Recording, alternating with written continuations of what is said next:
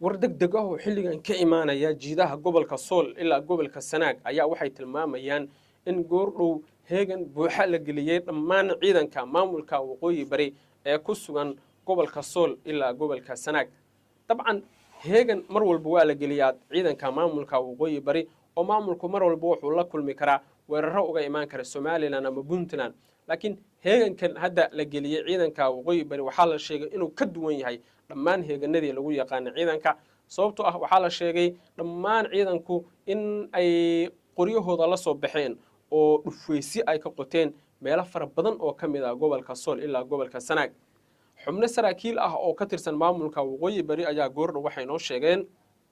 inay heleen xog caddaynaysa in Somaliland ay u diyaar garowday duulaan weyn oo ay ku qaado maamulka waqooyi bari, taas oo la sheegay in ay ka digtoon yihiin ciidanka maamulka waqooyi bari. gobolka Sool aan ku hormaro. gobolka Sool meelo fara badan oo ka mid ah magaalada Laascaano iyo deegaanada hoos yimaada ayay heegan ka galeen ciidanku. sidaas la mid ah ciidanku waxay heegan ka galeen dhowr bartilmaameed ama dhowr fariisin oo ay ku sugnaayeen ciidanku oo isla ku yaala gobolka Sool. waxaa sidaas la mid ah jirta in ciidanka waqooyi bari ay heegan buuxa ka galeen fariisimihii ay kaga sugnaayeen gobolka Sanaag, aaga Ceergaabo, aaga tuulada Yubbe, aaga Shimbiraale, aaga magaalada Baran, aaga magaalada Xingalool, aaga magaalada Ceelbuu iyo deegaano kale oo ka tirsan gobolka Sanaag. aaga magaalada Laasqoray sidaas la mid ah ciidanka waqooyi bari waxaa la filayay in halka tagaan, laakiin ciidanka Sool ee halkaas ku sugan waxaa la sheegay inay hal mar la siiyay amar guud, taas oo ahayd inay ciidanku heegan galaan. heeganka markii la galayna waxaa la sheegay in ciidanka lagu amray in ay markaasi iska difaacaan haddii duulaan lagu soo qaado. wararka iyo warbixinada aan helayno ayaa waxay tilmaamayaan in dhowrkii saac la soo dhaafay ciidanka waqooyi bari amarka guud la siiyay, iyada oo farsamooyin yaab leh ay la soo baxayaan dhinacyada maamulka waqooyi bari ka soo horjeeda, kuwaasoo la sheegay in ay diidan yihiin in maamulkan curdunka ah uu hana qaado oo deegaano horle uu ka dilaaco. toddobaadkii la soo dhaafay daawadayaal haddaa xasuusataan waxaan idiin sheegay war dhahayay ama war sheegayay in ciidanka waqooyi bari ay isticmaalayaan taatikooyin yaab leh, sida inay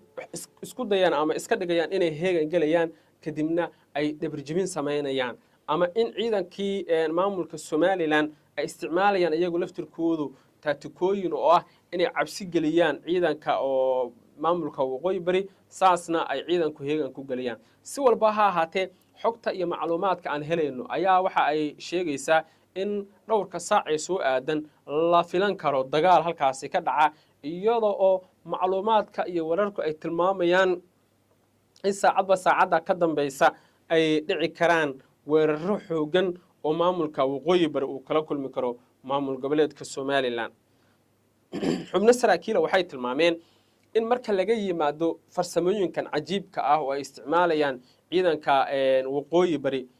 in iyana ay eg yihiin isticmaalka farsamooyinka isticmaalayaan Somaliland. dagaal haddii uu ka dhaco dabcan gobolka Sool ilaa gobolka Sanaag, Somaliland dan uguma jirto, Puntland dan uguma jirto, waqooyi bari dan uguma jirto, sababtoo ah nin u dagaalamaya hadaf oo dhulkiisa lagu soo weeraray iyo nin isdifaacaya iyo nin duulaan soo qaaday, dabcan mar walba waxaa jaba ninka duulaanka soo qaaday ee doonaya inuu damco dhul uusan lahayn. odayaasha iyo guurtida maamulka waqooyi bari iyagu warkoodu waa cad yahay. 14 bishii la soo dhaafay ayaan daawadayaal idiin sheegay in guurtida maamulka waqooyi bari ama garaadada hadba sida u taqaanid ay isticmaalayaan farsamooyin cajiib ah oo ku saabsan in ay yiraahdaan waxaan dagaal gelinaynaa cid walba oo dagaal nala gasha, ama waxaan dagaal la gelaynaa cid walba oo dagaal nala gasha. laakiin si walbaba ha ahaatee dhaqdhaqaaqa iyo heeganka la geliyay ciidanka waqooyi bari wuxuu ka turjumayaa sida ciidanka waqooyi bari ay xilligan heegan ugu jiraan iyo sida ciidanka waqooyi bari ay u doonayaan inay iskaga difaacaan haddii duulaan lagu soo qaado. xogaha iyo wararkan helayno ayaa waxay tilmaamayaan in 48 saac la soo dhaafay sidaas oo kale la dareemay culeysyo amni oo ka imaanaya dhinaca waqooyi bari iyo dhinaca Somaliland, taas oo xataa laga dareemay gaadiidka ama si weyn looga dareemay gaadiidka isticmaala inta badan dhinaca Somaliland iyo dhinaca waqooyi bari oo la sheegay in laftirkoodu ay doonayaan in ay weerar culus kala kulmaan. laakiin xogtan helayno ayaa waxay tilmaamaysaa in dhowrkii saacee lasoo dhaafay ay jireen farsamooyin cajiib ah oo ka imaanaya dhinacyo kala duwan kuwaas oo la sheegay in ay isticmaaleen farsamooyin cajiib ah oo ku saabsan in dagaal haddii lagu soo qaado iyagu ay isdifaaci doonaan xogtan helayno ayaa waxay tilmaamaysaa in marba marka ka dambaysa la dareemayo culaysyo amni oo dhinacyo kala duwan ka imaanaya waxaana xogtu ay tilmaamaysaa in tani ay tahay farsamo cajiib ah sidaas si lamid ah toddobaadkii lasoo dhaafay daawadayaal waxaan halkan idinkula wadaagay inay jiraan dhacdooyin kala duwan oo ka imaanaya qaybaha kala duwan ee maamulka waqooyi bari maamulkan curdunka ah Puntland iyo Somaliland waxay rabaan inay dhabar jibiyaan laakiin iyaguna way og yihiin waana tan keenaysa ayaa la leeyahay inay heegan buuxa galaan oo ay iska difaacaan haddii duulaan lagu soo qaado macluumaadku sidoo kale intaa waxay ku darayaan in toddobaadkii lasoo dhaafay ay jirtay xog faahfaahsan oo la xiriirta in isla toddobaadkaasi dhacdooyin kala duwan ay dhaceen dhacdooyinkaasna waxaa la sheegay inay ahaayeen kuwo falsafado kala duwan ku dhacay oo la xiriira in ciidanka waqooyi bari heegan ku jiraan wixii ku soo koraa saaxiibayaal heeganka ay galeen ciidanka waqooyi bari iyo xog walba oo aad uga baahneed waxaan kuugu soo gudbin doonaa wararkeena dambe markana